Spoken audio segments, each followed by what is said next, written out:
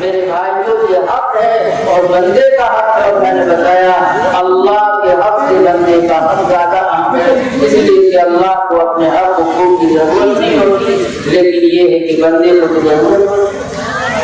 اللہ کے رسول کا یہ معمول تھا میرے بھائیوں، جب کوئی جنازہ لے کر کے آیا جاتا تو اللہ کے رسول جنازہ پڑھانے سے پہلے یہ پوچھتے تھے کیا کسی آدمی کا اس آدمی پر کوئی حق تو نہیں؟ اگر کوئی نہیں کھڑا ہوتا تھا اور کوئی نہیں کہتا تھا کہ نہیں میرا اس کے اوپر حق ہے، اللہ کے رسول آگے بڑھتے تھے اور اس کی نماز جنازہ پڑھا دیتے تھے۔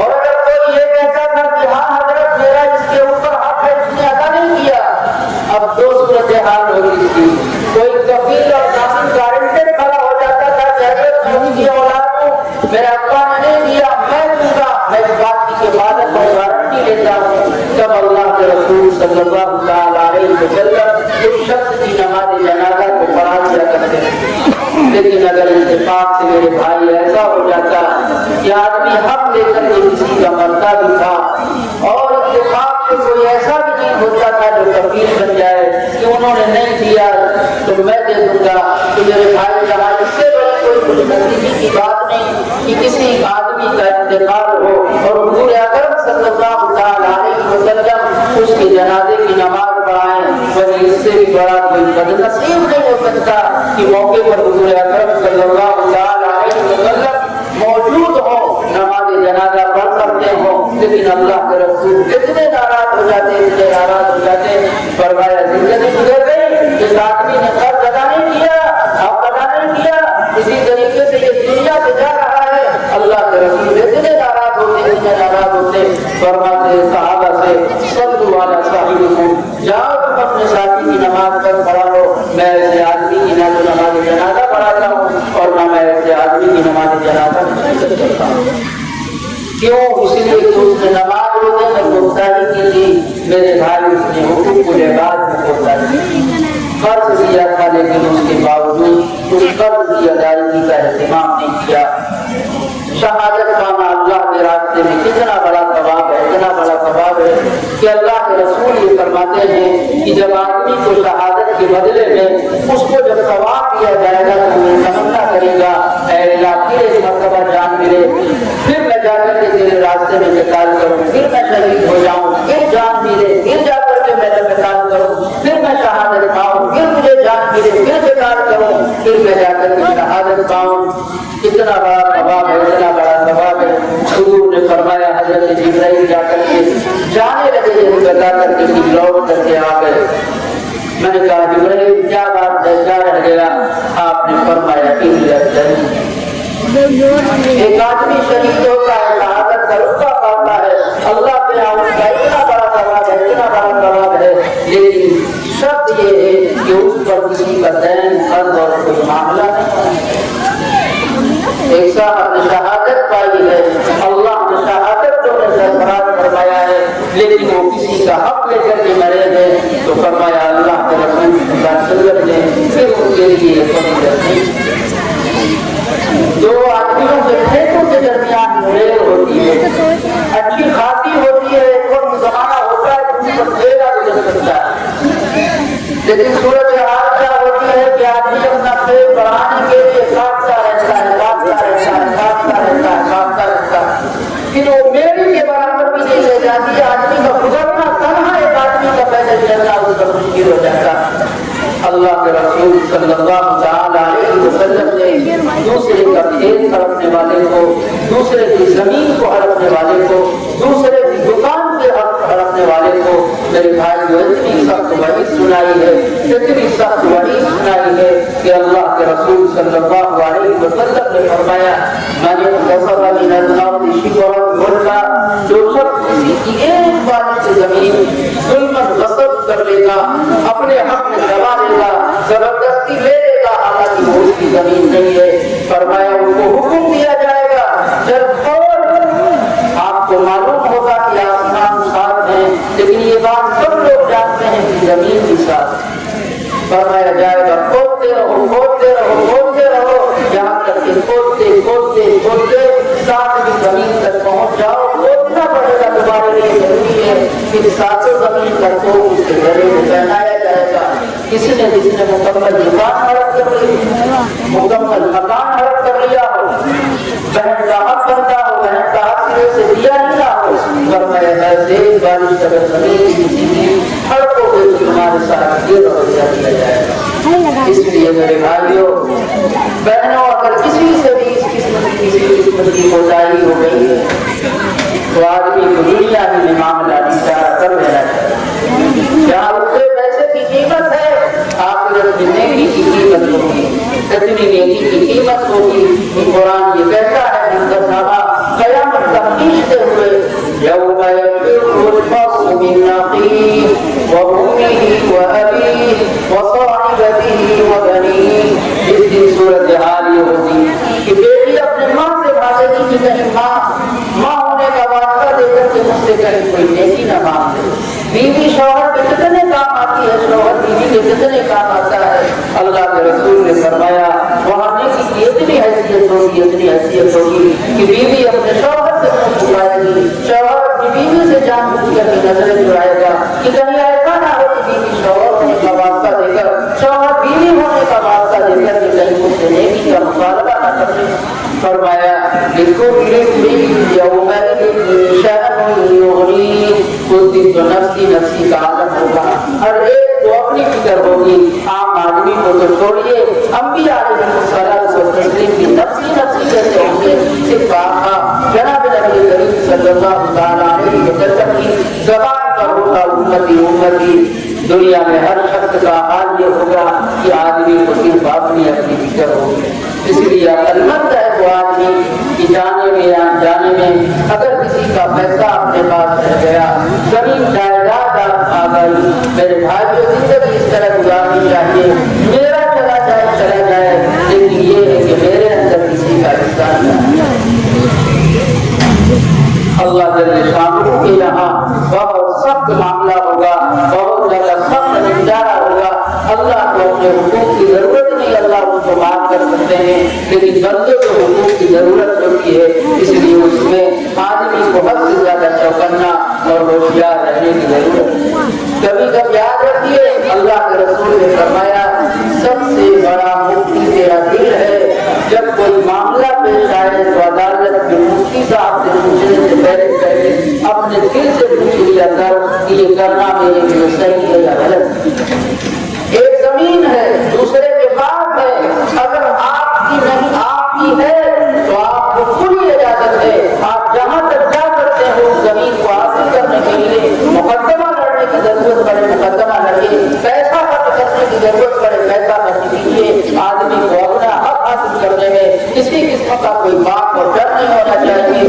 لیکن یاد رکھیے کہ اگر آپ کا دل یہ کہتا ہے کہ یہ زمین آپ کی نہیں ہے، آپ کے آباء و اجداد کی نہیں ہے، لیکن یہ ہے کہ سامنے والا غریب ہے، میں اسے پیسے سے اسے حاصل کر سکتا ہوں، عہدے کے بلبوتے حاصل کر سکتا ہوں، منصب کے بلبوتے حاصل کر سکتا ہوں، کرسی کے بلبوتے حاصل کر سکتا ہوں.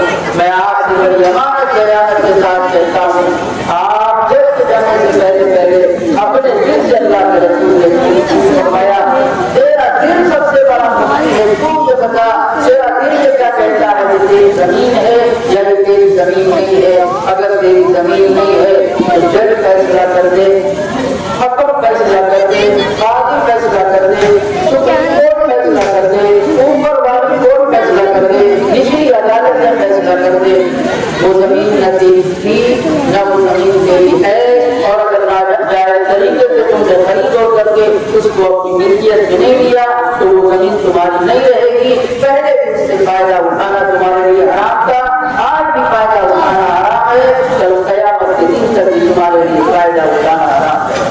لوگ مطمئن ہو جاتے ہیں کہ میرے حق میں فیصلہ آ گیا ہے، کورٹ نے فیصلہ کر دیا ہے، کورٹ کا فیصلہ بعد میں ہے. تیرا دل کیا کہتا ہے کہ تو نے اپنے طاقت کے بلبوتے سے حاصل کیا ہے.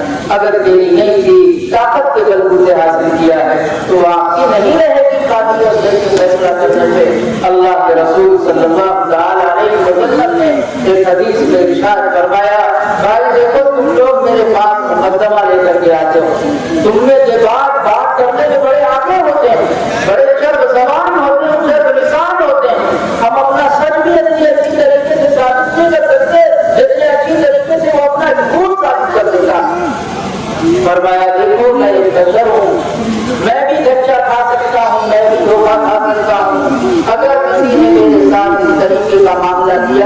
کہ اپنی چرب لسانی کے ذریعے مجھے دھوکہ دینے کی کوشش کی اور بحیثیت نظر میں دھوکہ کھا گیا جیسے عام انسان دھوکہ کھا سکتا ہے میں بھی کھا سکتا ہوں اگر میں نے دھوکہ کھا دیا اور میں نے اس کے لیے کسی زمین کے ٹکڑے کا فیصلہ کر دیا تو یہ بات یاد رکھے کہ وہ زمین کا ٹکڑا نہیں لے جا رہا ہے وہ شخص جہنم کا ٹکڑا لے جا رہا ہے۔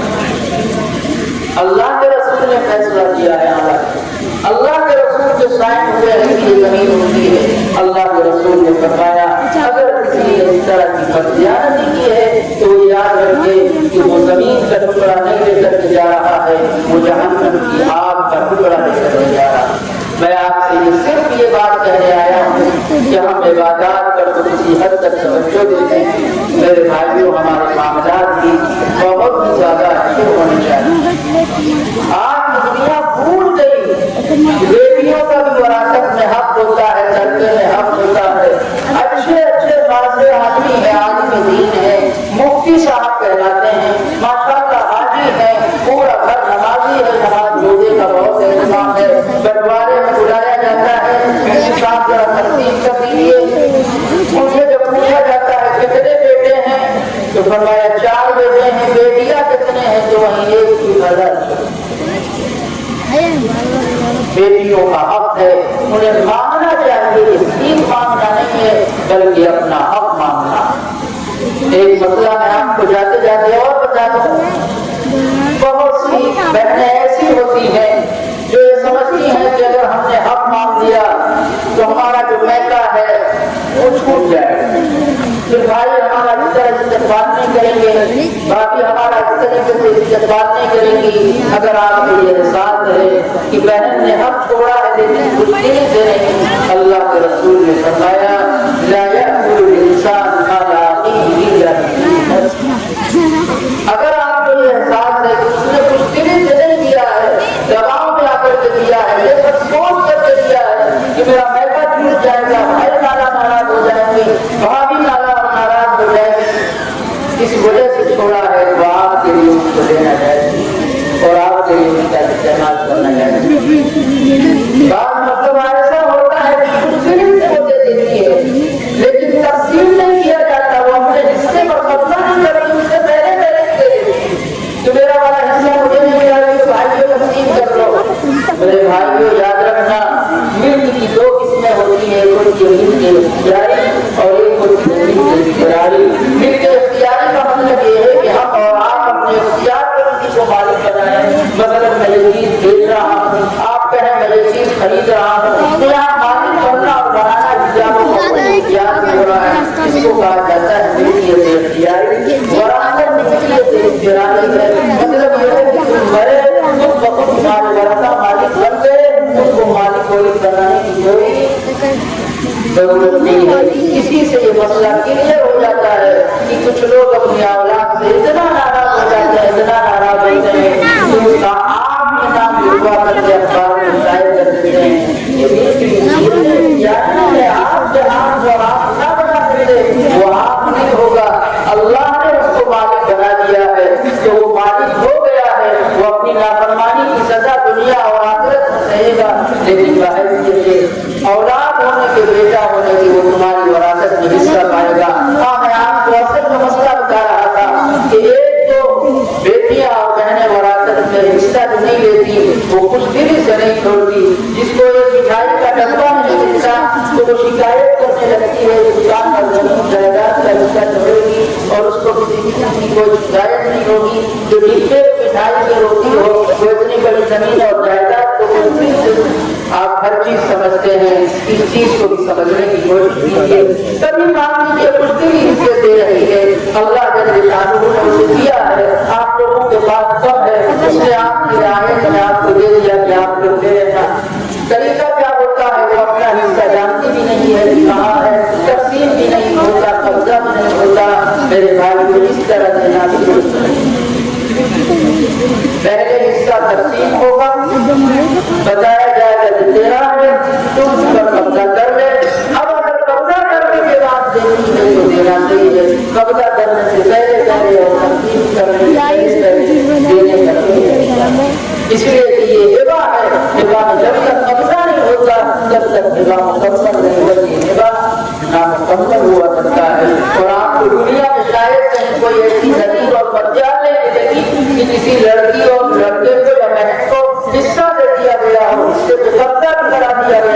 दुकान की चाबी भी दे दी गई हो, मकान की चाबी भी दे दी गई हो, कब्जा करने के बाद उसने आपको वापस कर दिया। इस तरह देना नहीं है। इसलिए मेरे भाइयों, बंदों को हुकूक के ताल्लुक से बहुत ज्यादा आदमी को मुतनब्बे होने की जरूरत है। आदमी जो करने लगता है तब जाकर के माफी और तलाकी पर आता है। कौन है ऐसा जो इतना जबरदस्त जिगर रखे कि आपकी जागरी का आलम है और आप ये न कहते कि हाँ मैं आपको माफ करता हूँ। माफ करने का ताल्लुक दिल से होता है। दिल का हाल अल्लाह जल्ले शान कोई नहीं जानता। मेरे भाइयों, पिछले जमाने में कितने अच्छे अच्छे लोग थे। आपको मालूम है हुजूर अकरम सल्लल्लाहु अलैहि वसल्लम किस्सा और कहानी के लिए, किस्सा और कहानी को बयान करने के लिए दुनिया में नहीं भेजे गए थे, लेकिन उसके बावजूद भी जनाब नबी करीम सल्लल्लाहु अलैहि वसल्लम किस्सा बयान करते हैं। सब साबका था, इसलिए कि आप अपनी उम्मत के तालीम देना चाहते हैं, उसमें इबरत के पहलू होते हैं, मौइज़त के पहलू होते हैं, नसीहत के पहलू होते हैं। अल्लाह के रसूल ने ये किस्सा सुनाया, बुखारी शरीफ में मौजूद है, कैसे मकामात पर मौजूद है। और मैं हवाला इसलिए दे रहा हूँ ताकि आप ये ना सोचें कि किसी आम आदमी का बयान किया है। फरमाया एक आदमी को 1000 दिनार की जरूरत पड़ी। जैसे हमारे यहाँ रुपया पैसा चलता है, लोगों के यहाँ दिनार और दिरहम से चलता। इत्तेफाक से एक आदमी समझ में आया, लेकिन बीच में नदी थी, बहुत बड़ी नदी थी। नदी पार करके उस पार से उस पार जाना था। फिर जाकर के किसी आदमी के पास अपना मुद्दा रखना था। चुनांचे ये आदमी सफर करके कश्ती के जरिए उस पार से उस पार गया और एक आदमी के सामने जहाँ उससे कर्जा मिलने की उम्मीद थी, उसके पास पहुंचा और उससे जाकर के ये कहा कि मुझे 1000 दिनार की जरूरत है। उस आदमी ने कहा कोई गवाह ले आओ। उस आदमी ने कहा आप तो जानते हैं कि हम मेरे कोई पहचानता है, तो मैं इस पार का रहने वाला नहीं, मैं तो उस पार का रहने वाला। उस आदमी ने कहा वक़फ़ा बिल्लाह, चलो अल्लाह हमारे और आपके दरमियान बतौर गवाह होगा। उसके बाद उस शख्स ने कहा कि ये गारंटेड लाओ, जामिन लाओ, वकील लाओ, वो हम उससे लेंगे। उसने फिर वही बात करी कि मैंने आपसे अर्ज़ किया कि मैं इस पार का रहने वाला नहीं हूँ, मैं उस पार का रहने वाला हूँ, यहाँ मुझे कोई जानता और पहचानता नहीं। उस शख्स ने कहा वक़फ़ा बिल्लाह वकीला, चलिए अल्लाह ने हमारे और तुम्हारे दरमियान बतौर वकील के और बतौर जामिन के साथ में। चुनांचे उसने 1000 दिनार उसे दे दिया। वो आदमी चला गया, उसने अपने मत में और जरूरत में उसको इस्तेमाल किया।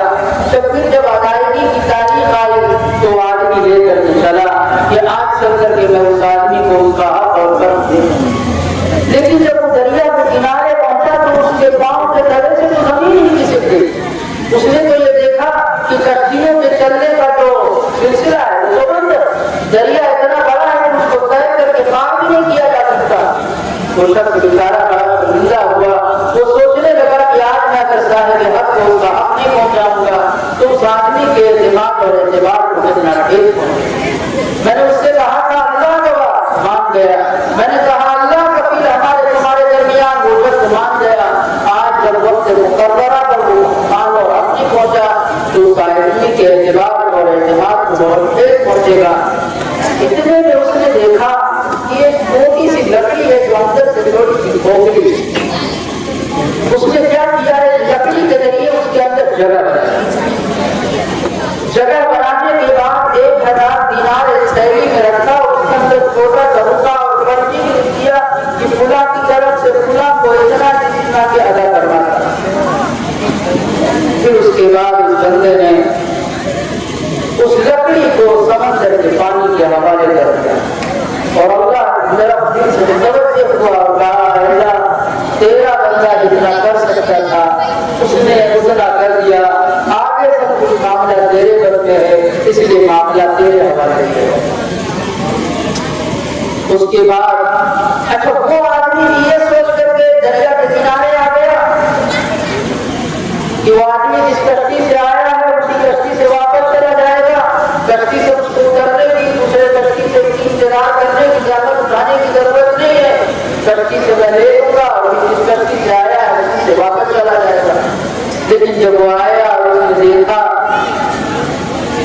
کہ کشتیوں کے چلنے کا سلسلہ تو بند ہے, ناؤ تو چل ہی نہیں رہی ہے اور ایک ہی ذریعہ ہے اس پار سے اس پار آنے کا, تو وہ بھی سمجھ گیا کہ وہ بیچارہ اگر آنا بھی چاہ رہا ہوگا تو آگے تو پہنچ نہیں سکتا. چنانچہ اس نے بھی مور بنا لیا چلو واپس کرتے ہیں. لیکن میرے بھائی کو تھوڑا تھا کہ اس نے دیکھا کہ ایک لکڑی موٹی سی پانی کی سطح پر تیرتی ہوئی آ رہی.